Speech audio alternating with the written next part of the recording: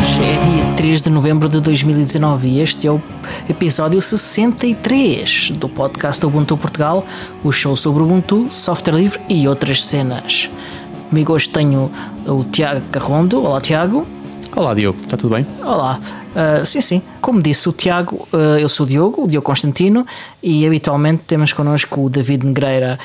Infelizmente hoje o David não pôde juntar-se a nós, evidentemente que num episódio seguinte ou noutra ainda mais à frente ele estará de volta. Tiago, hoje temos uma novidade interessante, não é, pá? Sim, gravamos no mesmo sítio, mas estamos a ser ouvidos em sítios novos. Ou seja, este é o primeiro episódio onde nós estamos a ocupar uma faixazinha da grelha da Rádio Zero. E antes de mais, muito obrigado pelo convite também de haver interesse em incluírem o podcast do Ubuntu Portugal na programação da Rádio Zero. E hoje também é um episódio com algumas características um bocadinho diferentes, porque nós temos também que nos preocupar com vocês que nunca nos ouviram provavelmente e que estão a ouvir hoje pela primeira vez, e vamos ter que fazer aqui uma apresentação do que é o podcast, como é que funciona a dinâmica do podcast e como é que vocês podem também de alguma maneira contribuir, ajudar, participar. E será isto, portanto, quem já nos ouve há 62 episódios, é uma revisão para o teste.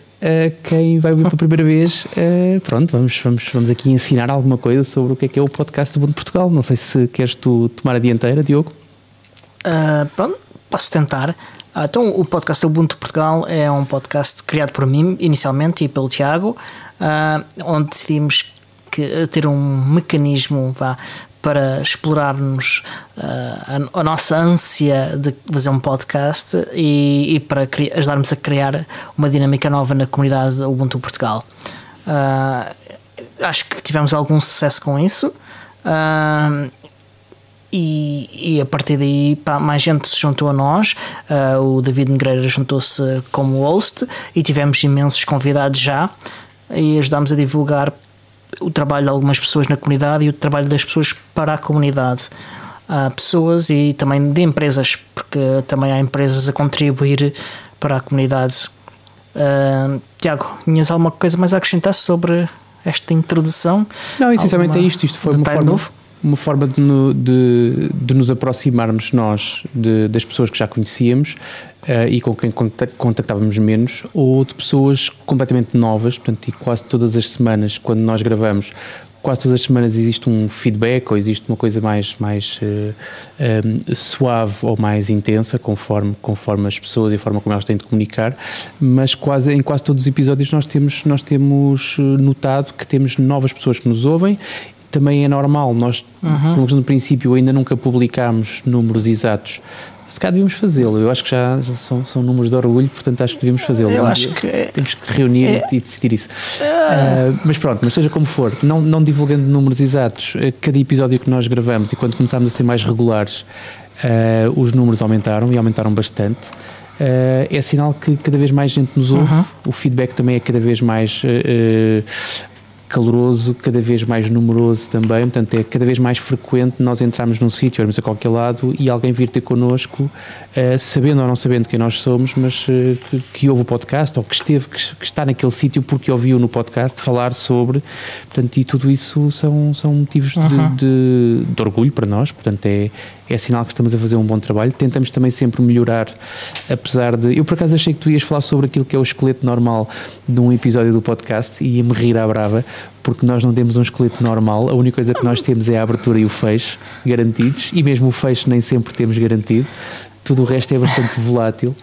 Mas seja como for, nós chegamos às pessoas e as pessoas identificam-se também com aquilo que nós dizemos, ajudamos as pessoas também. Ajudámos também já algumas empresas que trabalham direto ou indiretamente com o Ubuntu, portanto isso também é para nós motivo de orgulho. E temos feito também alguns eventos e temos participado em alguns eventos e temos usado o podcast também para criar dinâmicas que nos permitem fazer outro tipo de tarefas e outro tipo de atividades que se calhar sem o podcast a coisa seria bastante mais difícil. Não tenho muito mais a acrescentar neste momento. Se calhar importa começar já por dizer para quem nos está a ouvir que nós temos um site muito bem amanhado, que é o podcastubuntuportugal.org, para quem quiser seguir outras informações. Nós costumávamos ter, eu digo que costumávamos ter porque nós estamos ainda numa fase pós organização da UbuCon Europe, que foi em Sintra, e que todos os elementos do podcast estiveram envolvidos na organização, portanto, e foi por isso também que nós tivemos aqui algum tempo sem publicar. Mas neste momento nós estamos numa fase de reativar tudo, incluindo o nosso calendário, que era muito ativo e muito bonitinho e muito completo. As nossas publicações, temos planeado fazer algumas publicações, porque quem abre o nosso site só vê os nossos episódios, mas nós temos planeado, e espero que corra bem, fazer algumas publicações fora dos episódios, ou seja, publicações meramente textuais, as típicas publicações, não é? de blog, onde nós podemos falar sobre assuntos ou divulgar algumas coisas que nos interessam no momento. Portanto, desde já convidamos as pessoas a poderem estar lá, até porque depois toda a nossa presença nas redes sociais também está lá divulgada. Portanto, em vez de estarmos aqui a dar 3 ou 4 minutos de links que ninguém vai nunca reter, mais vale passarem pelo site, que está lá tudo, e usarem depois os links que acharem mais conveniente. Subscrever via Spotify, via iTunes, via um podcatcher qualquer, se quiserem ouvir em podcast. Portanto, tudo isso, a primeira visita ao site devem sempre fazê-la. Se lá voltam ou não, depois isso vai depender da qualidade do conteúdo que lá encontraram, mas pelo menos a primeira visita eu acho que toda a gente a deveria fazer sempre. Sim, sem dúvida. Mas acho que não foste assim muito justo com a questão do esqueleto do episódio. Eu acho que já está mais ou menos aqui uma coisa que é mais ou menos recorrente. Temos este início da apresentação, onde normalmente acabamos também por de seguida falarmos um bocadinho uns com os outros, informarmos sobre o que é que nós andamos a fazer entre episódios. E isso normalmente pode ir desde aspectos da nossa vida que sejam mais ou menos interessantes e não sejam muito privados. Podem ser também eventos em que fomos e participámos, pessoas com quem falámos, equipamento que comprámos e que achamos que é relevante falar dele com a comunidade, aliás, entre nós para a comunidade ouvir. E depois normalmente varia um bocadinho da partir daí. Por vezes temos entrevistas e as entrevistas normalmente ultrapassam em prioridade todos o restante conteúdo, porque queremos sobretudo respeitar as pessoas que vêm falar connosco. E quando não temos entrevistas, as notícias. Quando temos as entrevistas, a seguir ou é notícias, ou se a entrevista se alongar um bocadinho mais, vem o fim do episódio. Normalmente, quando temos notícias, tentamos também às vezes fazer caber um conteúdo que vá mais de profundidade, além das notícias, dependendo da quantidade de notícias. Portanto, há aqui esta dinâmica, e que depois, a partir daí, começamos a fechar o episódio e passamos pela agenda, que o Tiago já falou, por algumas notas relativamente a eventos e a coisas que queremos deixar de aviso às pessoas. E depois falamos também de onde podem encontrar o podcast, como podem encontrar a comunidade do Ubuntu Portugal, como se podem juntar a nós e falar connosco, e como podem também apoiar o podcast, que há sempre formas da comunidade de apoiar o show. Portanto, eu sugiro que, seguindo aqui a lógica do episódio, calma, deixa-me só fazer mais, que é para ver se a malta está a achar isto muito chato. Só para dizer que quem nos ouvir até ao final também tem direito a ouvir alguns códigos promocionais que nós temos para adquirir equipamento informático devidamente instalado com um sistema operativo à altura, não é? Portanto, do Ubuntu para cima, mas tem que esperar até ao final. Normalmente nós só damos os códigos de desconto no final. Portanto, é mais uma das cerejinhas que nós costumamos pôr no meio do nosso conteúdo, sempre extremamente útil e interessante. Mas sim, terão que esperar pelo final, ou então avançam, vão ver a novela, exatamente, veem a novela e depois, quando estiver quase a chegar ao fim, voltam a sintonizar e chegam ao tempo dos códigos. Mas pronto, então vamos lá. Como é que é, Diogo? Queres-nos contar o que é que andaste a fazer ou não? Sim, olha, como eu já disse em outro episódio anterior, que muitos novos ouvintes, espero eu, ainda não tenham ouvido, mas que vão eventualmente ouvir. Temos um backlog interessante de episódios, mas não comecem pelos primeiros 5, vá. 10. Os primeiros 5 não vale. Não ouçam. Não. Mas eu, num episódio recente, eu disse que tive um verão assim um bocado atribulado, e isso envolveu viajar um bocadinho. Fiz uns milhares de quilómetros de viagem com diferentes objetivos em simultâneo até, e houve um conjunto de serviços interessantes que eu utilizei para me apoiar durante a viagem, que são serviços de dados abertos. Um é o OpenStreetMap, que utilizo porque faz parte do sistema de navegação por GPS do sistema operativo Ubuntu Touch. Portanto, a aplicação que existe para fazer essa navegação utiliza mapas OpenStreetMap para ajudar com a navegação. E depois utilizei outra coisa interessante, que é o Wikivoyage. O Wikivoyage, para quem não conhece, é também eu não conheço, vais ter que me explicar a mim serviço também. De dados abertos que disponibiliza ao estilo Wikipedia, aliás, isto é da Wikimedia, disponibiliza dados de informações turísticas sobre locais, cidades, enfim, coisas desse tipo. Então tens lá a informação sobre sítios, o que é que has de ver, o que é que desde museus a monumentos, e onde podes ir comer a comidinha da boa, e essas coisas todas. E então, para quem viaja, é muito interessante, porque encontras lá coisas muito, muito, muito interessantes. E o outro serviço que eu estive a usar é o Open Weather Map, que é um serviço inspirado nos serviços da Wikimedia. Não é da Wikimedia, mas disponibiliza dados meteorológicos licenciados como Creative Commons também. E também no meu sistema operativo Ubuntu Touch também tenho uma aplicação que utiliza dados do Open Weather Map, e que permite-me ter dados sobre se vai chover, se não vai chover, e durante a minha viagem, tendo em conta que houve assim ainda umas pequenas tempestades, deu-me bastante jeito. Olha, eu estou aqui. E tu, Tiago? Estou a achar, peraí, agora ainda estou aqui a ver o Wikivoyage, porque não conhecia de todo, e fui abrir aqui a Ericeira, e de facto está muito pobrezinho, pá, isto é preciso a malta aqui da zona dedicar alguma atenção, porque há muito que fazer na Ericeira. Abriste a versão portuguesa ou a inglesa?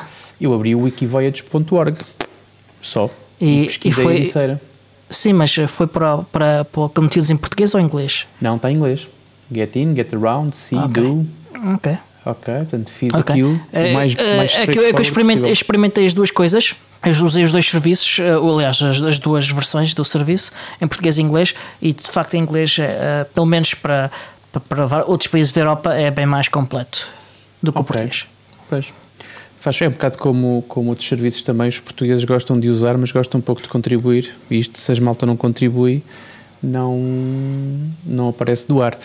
Mas pronto, para quem não nos conhece e está a ouvir pela primeira vez, eu moro na Ericeira, estou a gravar isto na Ericeira, e sempre que posso falo do sítio fantástico onde passo a maior parte dos meus dias, e daí ter pesquisado neste Wikivoyage a Ericeira e ter ficado um bocadinho decepcionado com os poucos resultados que encontrei. Mas pronto, olha, eu tenho passando para aquilo que foram os meus últimos dias, passei o dia de hoje, ontem a preparar e hoje a fazer uma coisa que adiei para aí 6 meses. Portanto, eu tinha comprado na altura uns controladores pequenitos, uma espécie de um mini Raspberry Pi, que é uns Node MCUs, uns controladores com Wi-Fi que gastam pouca energia e também aquilo é super rápido a arrancar, e que muita gente utiliza aquilo para ligar uns sensores e depois põe aquilo a fazer medições e a enviar aquilo para uma unidade centralizada. Eu na altura comprei 2 para fazer prova de conceito cá em casa e achei aquilo giro, e na semana a seguir a ver isto a funcionar comprei 10, só que entretanto começou a organização da Ubucon a intensificar e eles ficaram dentro de uma caixa este tempo todo até ontem. Ontem eu olhei e disse, espera, estamos aqui a alinhar os astros, e então isto tem a ver com uma ambição minha de fazer aqui alguma automação em casa. Neste momento ainda não a tendência ainda não é para automatizar nada, é só uma questão de espalhar sensores pelas divisões cá de casa, que foi o que eu estive a fazer hoje. Portanto, estive a flashar, não sei como é que se chama aquilo é o quê? Um controlador, será? Não sei, portanto as placas. Estive a configurar os sensores de umidade e temperatura e estive a deixar um em cada divisão. Não consegui cumprir porque já tenho uma casa grande e porque comprei ainda assim 10 não chegam. Um vinha avariado e eu fiz mal as contas, portanto há pontos mais sensíveis onde eu quero fazer por mais sensores, portanto quando acabar a gravação vou encomendar mais alguns sensores para ver se termino o projeto. Mas estive a fazer isto, portanto, isto para quem não... Eu já falei disto aqui há uns tempos, quando comecei a fazer esta minha aventura, mas para quem está a ouvir isto pela primeira vez, eu estou a trabalhar com uma coisa que se chama o Home Assistant, que é uma coisa que corre num Raspberry Pi, o meu está a correr num Raspberry Pi 3, e permite fazer coisas como, desde as simples medições, aceitar e centralizar medições de temperatura, umidade, fumo, claridade e mais não sei o quê, até fazer automatizações como se a temperatura baixar de um X valor, liga o ar-condicionado, se a temperatura subir de um determinado valor, sobe os stores. Portanto, coisas deste género que podem ser feitas e que eu quero fazê-las no futuro, mas que neste momento ainda não é, portanto isto tem que ser um passo de cada vez. Mas neste momento ainda é cedo. Portanto, eu neste momento, se conseguir monitorizar o ambiente da minha casa, já fico bastante satisfeito. No futuro, o que eu quero fazer é, quando eu passar a rua, quando eu entrar na minha rua, quero ouvir a minha música preferida. Portanto, quero colunas e quero, quando eu entrar na rua, estar a tocar a minha música preferida. Portanto, isto é uma automatização muito simples de fazer, com Spotify, com presença na rede Wi-Fi, não sei o quê. Portanto, é uma coisa nada complicada, mas não serve para grande coisa, honestamente não serve para grande coisa, mas tem graça, pelo menos 1 ou 2 dias. Além de irritar os teus vizinhos? Os meus vizinhos têm muita paciência comigo, eu também tenho com eles, portanto nós damos todos muito bem, acho eu, pelo menos essa é a minha percepção. Se não for assim, pelo menos eles enganam-me muito bem e eu gosto de viver feliz, portanto está tudo bem. Mas pronto, isto para dizer e para encerrar, para te passar a bola outra vez, tens aqui um monte de coisas para falar a seguir. Tenho estado ainda de volta de procedimentos de pós-Ubucon, as edições dos vídeos, as publicações, e tenho estado essencialmente a assistir ao trabalho fantástico que o André Paula, que o Tiago Carreira e que o David Negreira também, o nosso colega de podcast, têm estado a fazer com a edição dos vídeos. Neste momento de uma forma mais ativa o André Paulo e o Tiago Carreira, de tal maneira que eu queria ajudá-los, mas eu acho que a qualidade que eles estão a pôr na edição que estão a fazer deixa-me com receio. Aliás, eu já tinha partilhado isto contigo, Diogo, deixa-me com muito medo de entrar no processo. Sim. E de fazer baixar a qualidade, o padrão de qualidade, e isso perturba-me. Portanto, tenho andado aqui um bocadinho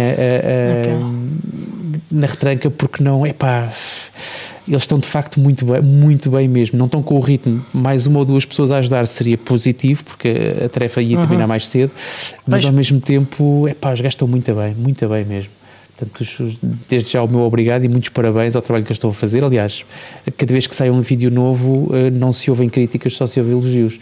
Portanto, exato. Eles estão de facto a fazer um excelente trabalho. Aliás, há elogios ao profissionalismo e ao resultado de qualidade profissional do trabalho. Portanto, estão de facto todos de parabéns. Olha, hoje é notícias, e é principalmente notícias do projeto Ubiports. Como temos ouvintes novos, eu vou explicar um bocadinho o que é o projeto Ubiports. O Ubiports é um projeto que começou com o objetivo de fazer portes do sistema operativo móvel Ubuntu Touch para dispositivos diferentes, daqueles que a Canonical, a empresa que está por trás do Ubuntu, estava a portar. E entretanto, com o abandono do Ubuntu Touch por parte da Canonical, o Ubiports assumiu para si mesmo a tarefa de desenvolver o sistema operativo Ubuntu Touch e o ambiente desktop Unity 8. E houve, desde o último episódio em que falámos do Ubuntu Touch, que deve ter sido para aí em maio, ou perto disso, houve 2 releases, 2 over-the-air updates, a OTA 11 e a OTA 12 do Ubuntu Touch, que tem uma característica interessante, que é terem sido feitas principalmente por developers da comunidade e não pela equipa core do Ubuntu Touch. O que é que isto significa? Isto significa que a comunidade está a conseguir assumir tarefas, está a crescer, está a ficar madura e está muito viva. E isto permite aos developers do core do Ubuntu Touch focarem-se em tarefas de mais longo prazo e mais difíceis, mais estratégicas para o desenvolvimento do sistema operativo e do projeto. E essas duas grandes atualizações foram a OTA 10, em que há melhorias muito significativas de suporte hardware, principalmente nos portes para o smartphone Fairphone 2 e para o LG Nexus 5 e também um bocadinho para o OnePlus One, principalmente coisas relacionadas com a câmara, com a gravação de áudio e de vídeo, e esses são principalmente os aspectos mais importantes. Há ainda também o início dos trabalhos de reformulação do sistema de localização, portanto, aquilo que nos permite, por exemplo, fazer navegação, obter informação sobre o que é que há ao nosso redor, localizando-nos fisicamente no espaço e fazendo pedidos a serviços como aqueles que eu referi no início do episódio. Portanto, aqui foi retirada uma componente que funcionava às vezes muito bem, outras vezes muito mal, e que por esta instabilidade decidiu-se remover, e algo novo vai ser integrado no futuro, mas para já este foi removido, o que tem um efeito secundário de ser mais complicado por vezes obter a localização de forma rápida. É preciso, mas em teoria pode demorar 20 a 30 minutos a obteres a tua localização se não usares o serviço há muito tempo, ou se não estiveres ligado a uma rede GSM. A minha experiência diz-me que nunca demorou tanto tempo. Demorou-me para aí no máximo 15 minutos, e é de facto só se não utilizares o serviço de localização há muito tempo, mas mesmo muito tempo, ou se não tiveres GSM ligado. Houve ainda duas melhorias interessantes nesta OTA 8, uma na aplicação de SMS, que passou a ter suporte para rascunhos, que não tinha antes, e há um sistema de containers que é chamado Libertine, que é o que permite instalar pacotes Deb, que os pacotes normais do Ubuntu e do Debian, em Ubuntu Touch, e a forma de instalar e de localizar os pacotes no arquivo do Ubuntu ficou simplificada. E isto foi a OTA 10. Com a OTA 11 houve ainda uma melhoria muito interessante no teclado. O teclado passou a ter uma funcionalidade que permite uma edição de texto mais inteligente. É difícil descrever como é que ela funciona, mas posso dizer que ela é ativada pressionando um bocadinho mais demoradamente a tecla do espaço. No futuro vai-se trabalhar ainda numa forma mais inteligente de ativar e de permitir a utilizadores que não conhecem a funcionalidade localizarem esta funcionalidade. Mas se quiserem ver como funciona para experimentarem, o Geotechland tem no seu canal de YouTube, como costume, uma review da funcionalidade e de toda a atualização, e podem ver lá uma demonstração e ficam a perceber como é simples de utilizar. Há ainda melhorias no browser. O Ubuntu Touch tem um browser próprio, que é o Morph Browser, que funciona com base numa componente que tem por base o motor de rendering do Chromium. Tem melhorias a nível do zoom, tem melhorias a nível de permissões e de configurações específicas que agora passam a ser aplicáveis não só ao browser como um todo, mas podem ser aplicados página a página, site a site, permitindo uma granularidade de configuração muito maior. E a última grande melhoria foi a separação do sistema de notificações do sistema operativo do sistema de single sign-on do Ubuntu, o Ubuntu One, e agora já não é preciso ter uma conta no Ubuntu One para ter notificações. Portanto, são melhorias interessantes. O que é que achas, Tiago? Eu acho que sim. Eu fui Ubuntu Phoner quando ainda era bastante mais difícil ser Ubuntu Phoner do que é agora. Entretanto, dei o passo, reverti, portanto, dei o passo ao contrário e voltei a usar como dispositivo principal um telefone com, não era bem um Android, mas era uma daquelas variantes do Android, nem me lembro bem o que era aquilo. Neste momento uso Android e de facto preciso dele e sinto-me mais produtivo, mas fico sempre contente por saber, e a minha cada vez ambiciono mais, ou seja, acho que nós funcionamos um bocado por ciclos. Eu, pelo menos o comum dos mortais funciona por ciclos, que é numa fase em que se encanta com qualquer coisa, acha aquilo fantástico, depois começas a descobrir a realidade e começas a equacionar se queres ou não queres usar aquele equipamento ou aquela tecnologia, ou seja o que for. Isso acontece um bocado com os smartphones, quer dizer, tu chegas à conclusão que tens uma coisa no bolso que te faz muita coisa, depois começas a pensar se aquilo faz tanta coisa, quais são as outras coisas adicionais que aquilo faz e com as quais tu podes concordar ou não. Foi isso que me fez usar o Ubuntu Phone, não só também para dar força e para poder ajudar no projeto, mas foi isso. Neste momento estou outra vez a ficar preocupado com algumas permissões de algumas aplicações e com algumas coisas que o meu telefone tem. Continua a dar-me muito jeito ter o telefone e algumas ferramentas que eu já não consigo passar sem elas neste momento, até por questões umas pessoais, outras profissionais.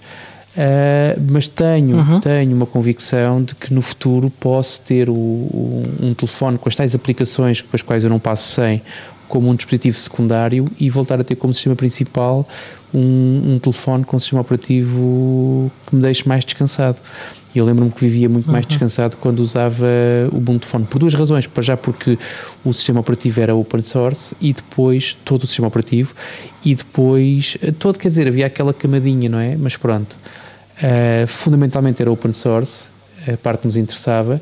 Sim, só para clarificar os ouvintes, a camada de que o Tiago fala são essencialmente os drivers e firmware e blobs que são necessários para fazer para o sistema operativo poder utilizar o hardware, porque o Ubuntu Touch utiliza o mesmo kernel do Android, para poder ativar esse hardware, e como tal, sendo que os fabricantes dos dispositivos não disponibilizam o código-fonte desses drivers e desse firmware e de alguns blobs, há essa camada de que o Tiago fala, é esta. Portanto, o restante do sistema operativo é totalmente software livre, open source software.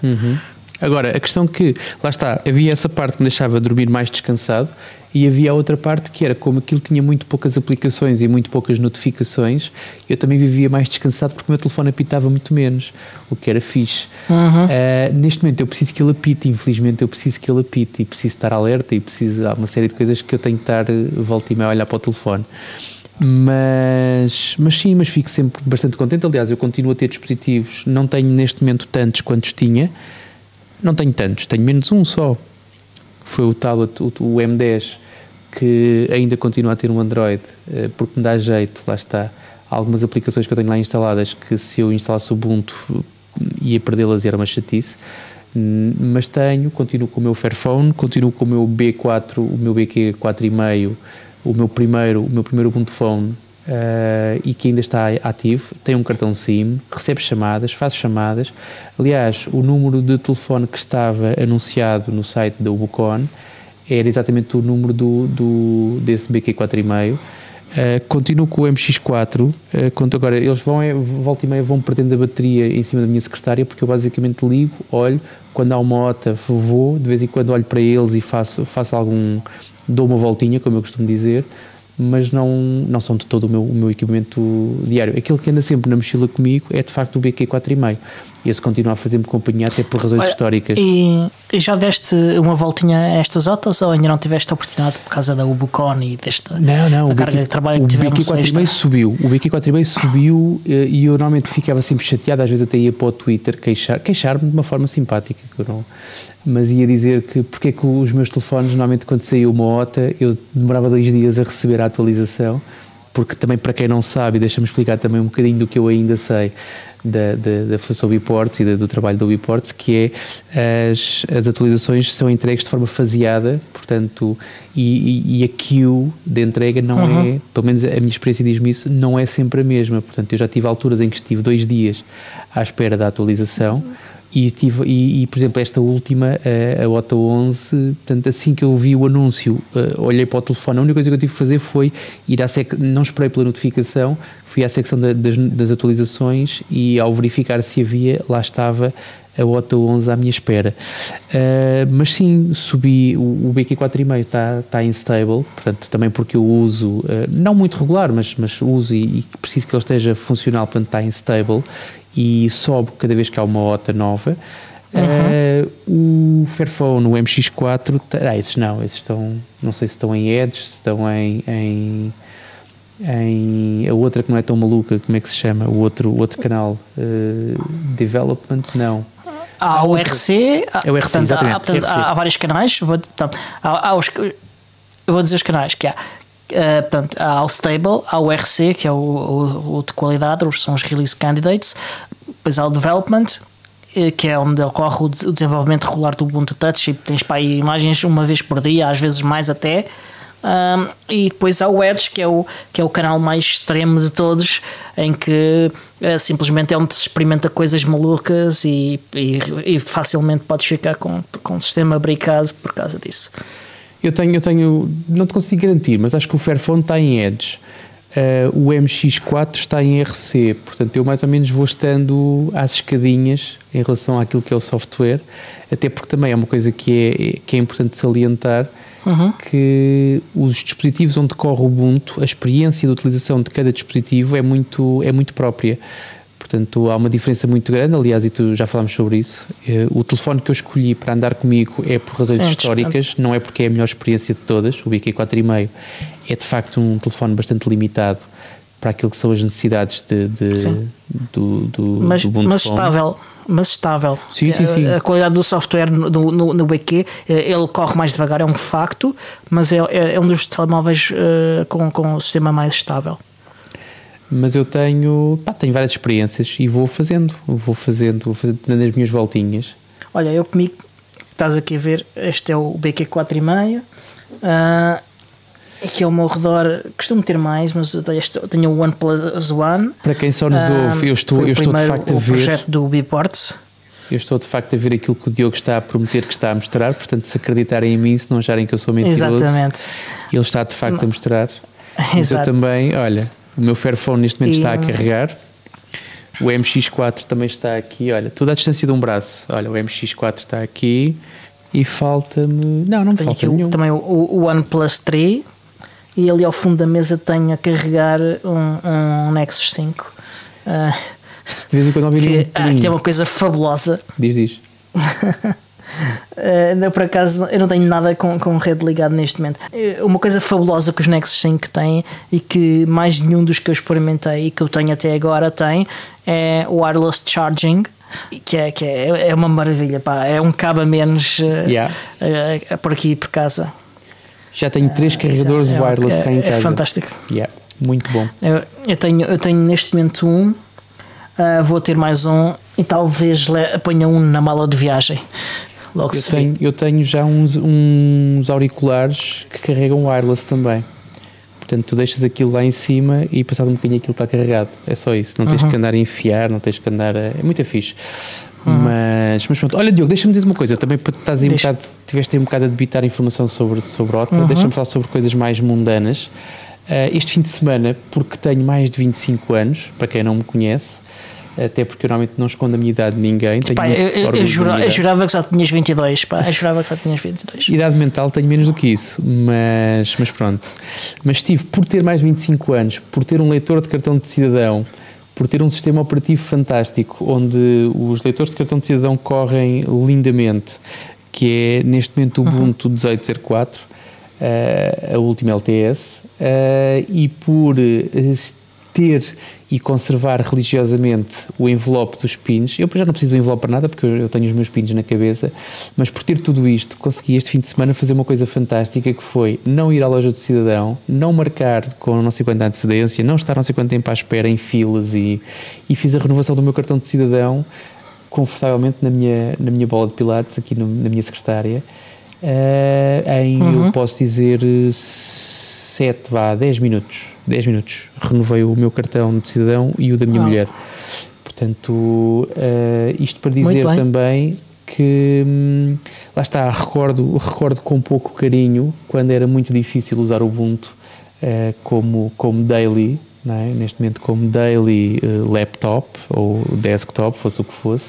Hoje em dia não, é isto. E é isto que eu anseio, é este tipo de facilidade de utilização que eu anseio no Ubuntu Phone. Gostava muito de conseguir, independentemente do sistema que eu tivesse nas mãos, fosse wireless charging, fosse o que fosse, lá está, coisas simples como gerar um cartão no MBWay ou chamar um Uber, sendo que o Uber eu sei que tem uma web app, mas eu tentei usar 3 ou 4 vezes e é muito sofrível. É isso que eu anseio com o Ubuntu Phone, que é uma pessoa conseguir fazer uma utilização normalíssima. Há alguns desses serviços que só é possível ter sendo essa empresa a criar essa aplicação. Pronto. Portanto, não depende tanto do Ubuntu Touch, depende mais. Sim, eu percebo isso e já falámos sobre isso algumas vezes. O caso é o caso do Uber, é o caso do MBWay. Portanto, esses dois casos são casos que não dependem do Ubuntu Touch. Vais ficar feliz de saber que no Q&A que houve este sábado, portanto, para quem não sabe, a equipa do Ubuntu Touch, o equipa Core, faz um live streaming de 15 em 15 dias ao sábado por volta das 19 UTC, em que responde a perguntas da comunidade e dá novidades. E neste live stream diz-se que, tendo em conta que o que vem aí e que o que está tudo planeado, após terminar a próxima fase de desenvolvimento, vai-se repriorizar coisas que estão no pipeline também já há muito tempo, e uma delas é o Unbox. Para quem não sabe, o Unbox é o Android in a Box, é um container que corre lá dentro um sistema Android e que permite assim ao Ubuntu Touch correr aplicações para Android com uma performance perto da nativa, muito perto da nativa. Portanto, aquilo não é um emulador, não é virtualização, e poderá haver boas novidades num futuro relativamente próximo. Eu já falámos sobre isso algumas vezes. Essa parte agrada-me bastante, poder correr aplicações Android no Ubuntu Phone, e se calhar tirava pretexto, aqueles pretextos todos que eu falei e que neste momento me inibem de voltar a usar como sistema principal, como dispositivo principal, o Ubuntu Phone. Isso poderia ser mitigado ou até se calhar completamente anulado se eu conseguisse correr. Eu não preciso de todas as aplicações que tenho no meu telefone, portanto eu conseguia certamente fazer uma filtragem, mas há 3 ou 4 que são críticas. Voltando a falar daquilo que estavas a dizer, e nós já falámos aqui também algumas vezes sobre isso, o facto de dizer-se que a aplicação do Uber ou do MBWay, que foram os 2 exemplos que nós usámos aqui, não dependem do desenvolvimento do Biports, eu percebo isso. Agora, para um utilizador, ele não está preocupado sobre de quem é que depende a responsabilidade de haver ou não aplicações. Ele quer as aplicações para funcionar. Eu já falei, aliás, eu tenho já não é a primeira nem a segunda vez que eu empresto um dos meus Ubuntu Phones para pessoas que me fazem perguntas, pessoas muito curiosas, pessoas que souberam que existiu, pessoas que achavam que o Ubuntu Phone estava morto, lá está, por razões que tu já explicaste há bocado também, para quem anda mais distraído ou para quem nos ouve pela primeira vez, mas as pessoas a quem eu empresto o telefone, e tipicamente aquilo que eu faço é eu empresto o telefone fica uma semana, fica o tempo que a pessoa achar sem perder de vista, porque eu quero os meus telefones todos de volta. Mas quando eu empresto um telefone a alguém que quer muito e tem muita vontade de usar o Ubuntu num telefone, mas fica desiludida porque de facto a carência de aplicações, e lá está, não interessa de que lado está a responsabilidade ou quem é que tem que desenvolver ou não, e eu gostava muito que o mercado, da mesma forma como tu hoje chegas a sites e coisas que não seriam óbvias, como por exemplo o TeamViewer, e tu tens, ou o Skype, e tu tens lá a opção Linux e a opção Ubuntu, não é? Portanto, e o mercado foi de alguma maneira exercendo alguma pressão para que alguns produtos começassem a ter uma versão Windows, uma versão Mac e uma versão Linux, ou especificamente o Ubuntu, que é o mais frequente. Eu gostava muito que acontecesse o mesmo com o Biports, que eles conseguissem exercer, que se conseguisse exercer uma pressão e estabelecer como uma opção. Certo. Mas isso demorou décadas a acontecer. Sim, claro. E também é uma questão de pescadinha de rabo na boca, não é? Não há utilizadores que não há aplicações e não há aplicações que não há utilizadores. enfim. Eu há 10 anos, há 10, 12, não sei. Aqui há sempre a questão.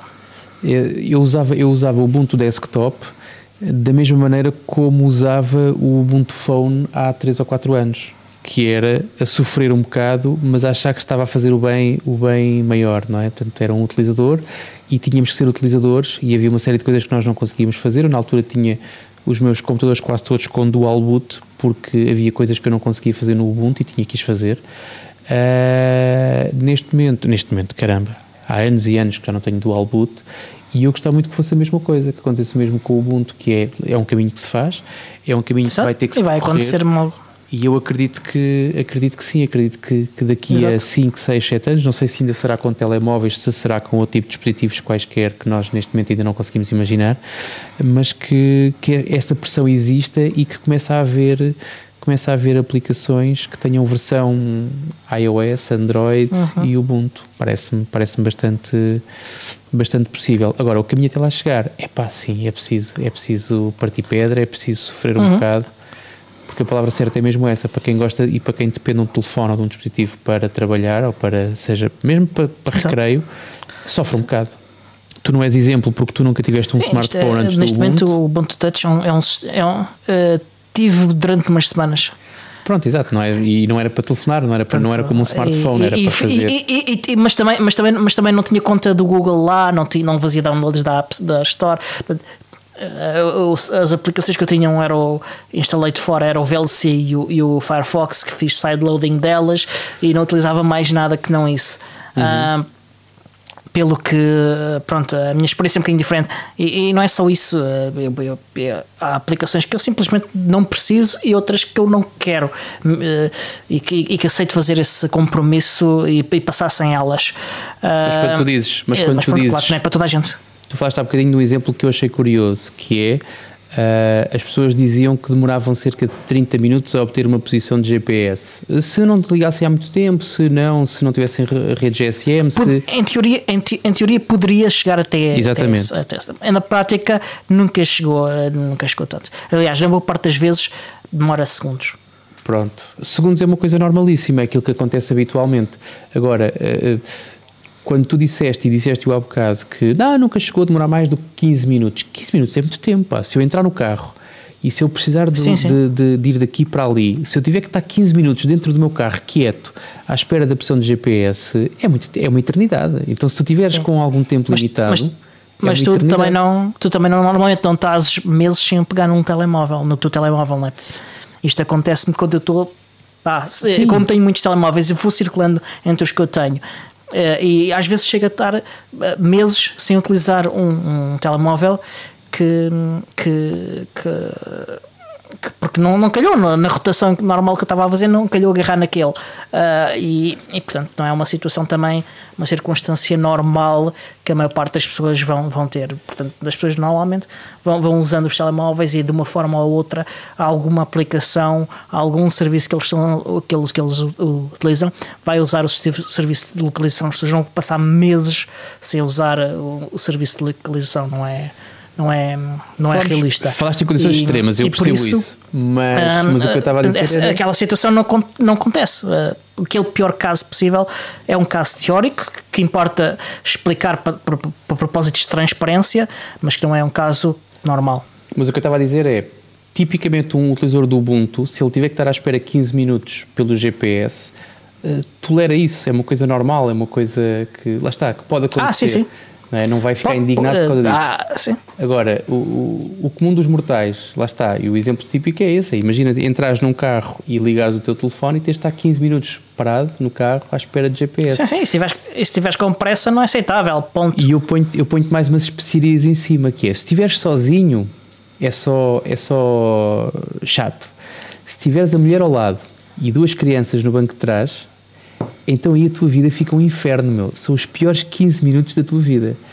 Portanto, se aquilo não é instantâneo, se aquilo não é os tais segundos, é a pior altura da tua vida, meu. É garantidamente.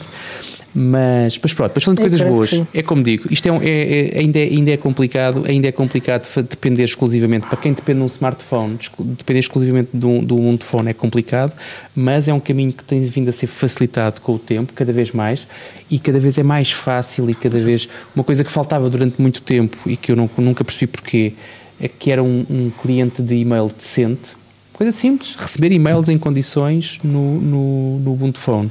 E felizmente o Deco tem feito um trabalho fantástico, o desenvolvimento do Deco tem feito também muito para que se olhe para o Ubuntu Phone como efetivamente uma possível ferramenta de trabalho. Tu não receberes e-mails. Olha, há pessoas que por opção não têm e-mail no telefone, mas não é a regra, não é? A regra normalmente é tu tens que ter, podes não ter as contas todas lá, mas terás que ter algum e-mail no teu telefone. Olha, e por falar em facilidade para as pessoas em geral, há uma coisa que é muito mais fácil com o Ubuntu Touch do que com outros sistemas operativos móveis, que é instalar. Portanto, tens de fazer tens de fazer um flash ao sistema operativo, e nos outros sistemas operativos tens de abrir um terminal e meter uns comandos muito esquisitos e estás cheio de medo porque achas que vai estragar o telemóvel para sempre. Mas no Ubuntu Touch o que acontece é que há um software que é o Ubuntu Touch, o Biports Installer, que é uma aplicação feita em Electron, que tem uma interface gráfica muito, muito bonita e que permite que tu faças uma coisa tão simples como ligar um cabo ao computador onde tens essa aplicação e a outra ponta do cabo ao telemóvel, e ele detecta quase sempre qual é o teu telemóvel e diz que versão do Ubuntu Touch é que queres instalar, se queres instalar a versão do estável, se queres ajudar a descobrir bugs com a versão RC, ou se queres fazer desenvolvimento e por isso vais para a Devil ou para a Edge. Por omissão ele mete a stable e tu clicas num botão e uns minutos depois tens o Ubuntu Touch instalado sem teres que fazer mais nada. Como se isto não chegasse, a equipa do Ubuntu Touch, para tornar a coisa ainda mais simples para mais dispositivos diferentes, refez o back-end todo da aplicação e agora é ainda mais fácil instalar em mais dispositivos. E repara, acabei de dizer mais dispositivos. Na última versão do instalador suporta mais 3 dispositivos: o OnePlus 3, OnePlus 3T e o Sony Xperia X. Este OnePlus 3T é difícil de dizer, caramba. 3T. Falas em português que é mais fácil. Exatamente, 3T. Exatamente. E ainda há mais dispositivos a caminho. Há o PinePhone da Pine 64, já muito popular e a ganhar uma popularidade muito grande na comunidade mais técnica. Já há prazos para isso, não? Também é da Pine 64 e não há prazos, nunca há prazos. Mas quando o PinePhone for lançado, vai ter a opção de vir já com o Ubuntu Touch instalado. E o PineTab, o desenvolvimento está on hold por razões nossas, do lado do Biports e também do lado da Pine 64, porque eles estavam a fazer muitas coisas ao mesmo tempo e então resolveram abrandar um bocadinho o desenvolvimento do PineTab.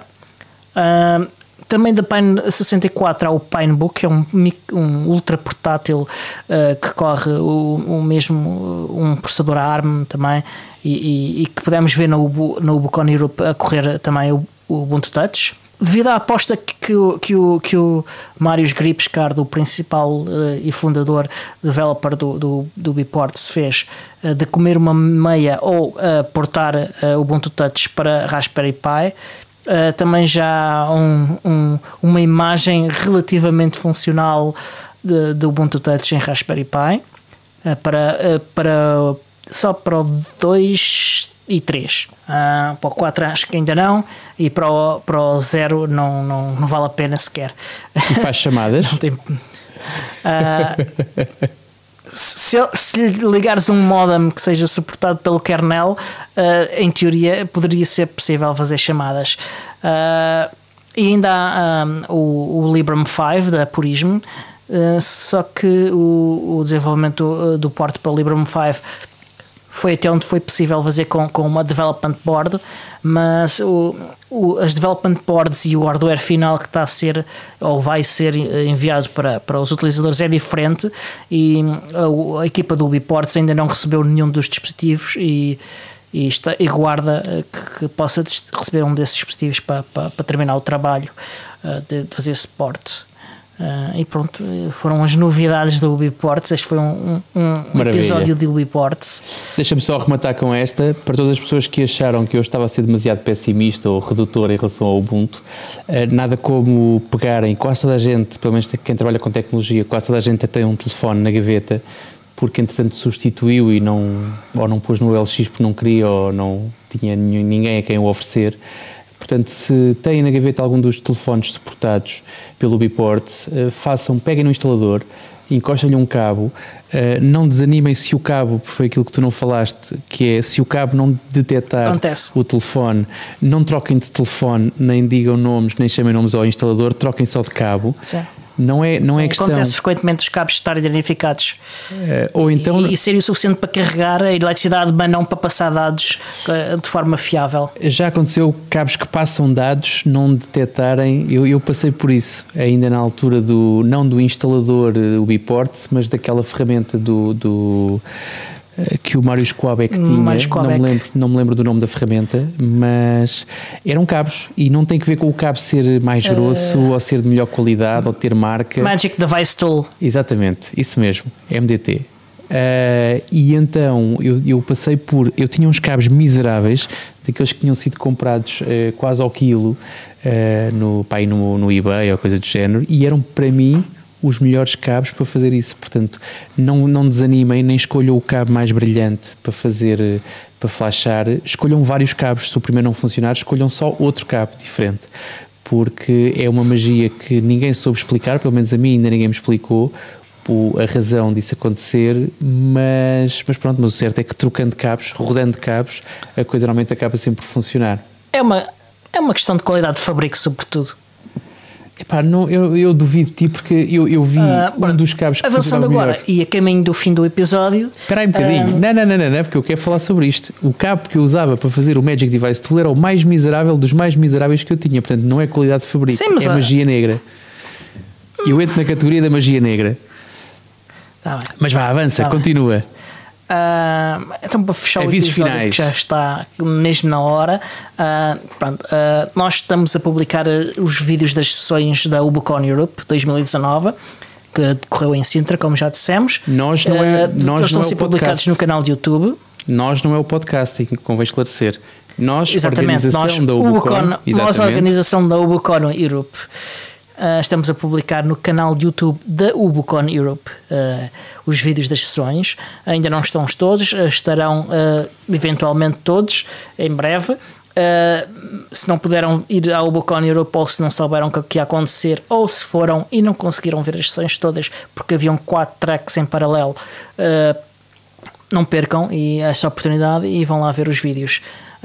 Não temos um bom link para vos dizer online que vocês consigam decorar e nós dizer, porque o YouTube tem uma regra que diz que precisam de 100 subscritores de um canal, e à data deste episódio ainda só temos uns 73. Portanto, se tiverem conta no YouTube e quiserem dar uma ajuda a divulgar conteúdo de qualidade sobre Ubuntu e sobre software livre, vão lá, subscrevam e assim carreguem na campainha e obtenham as notificações de cada vez que há um episódio novo. Se tiveram a ver a novela sobre Docker, sobre containers em geral, sobre segurança, sobre privacidade, dados abertos e pronto, e é isso. Se tiveram a ver a novela até agora e mudaram para os códigos de desconto, nós temos então um código de desconto para quem quiser comprar uma LibreBox da empresa LibreTrend. O código de desconto é PUP150, dá-vos 150 euros de desconto, é bastante significativo, na compra de uma LibreBox. Vão ao site da LibreTrend ver o que é que se passa. Nós podemos falar abertamente porque nós não somos apenas a pessoa que conseguiu negociar um código de desconto para vocês poderem ter esse desconto. Não temos qualquer contrapartida a não ser a satisfação de saber que mais pessoas compram computadores pré-instalados com Linux. E temos também um código de desconto demasiado complexo para comprarem um Slimbook, que são os computadores também mais focados para portáteis. Não têm só portáteis, mas aqueles que são mais conhecidos são os portáteis. O desconto é menor, bastante menor, são 25 euros, mas ainda assim é um valor significativo para quem estiver a pensar em comprar um computador pré-instalado com Linux. Remato também dizendo que nos podem encontrar, conforme nós falamos no princípio, no nosso belíssimo site, podcastubuntuportugal.org. Podem encontrar a comunidade, e lá encontram todos os nossos contactos, não vou estar aqui a alongar-me. Podem encontrar a comunidade Ubuntu Portugal no site ubuntu-pt.org. Tem lá também links para todas as redes sociais.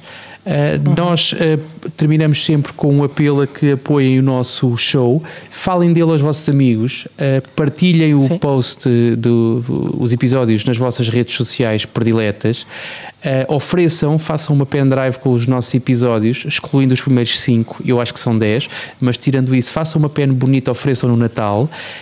E se quiserem podem também ser patronos, e nós temos vários níveis de patronato para quem quiser apoiar financeiramente o nosso episódio. Resta só dizer que o episódio é produzido por David Negreira, Diogo Constantino, Tiago Carrondo e editado pelo Alexandre Carrapiço, o Senhor Podcast. Se quiserem serviços do Alexandre Carrapiço, o Senhor Podcast, para editar o vosso podcast, enviem um e-mail para senhorpodcast@gmail.com ou encontrem o Senhor Podcast nos social media. E até à próxima! Até à próxima!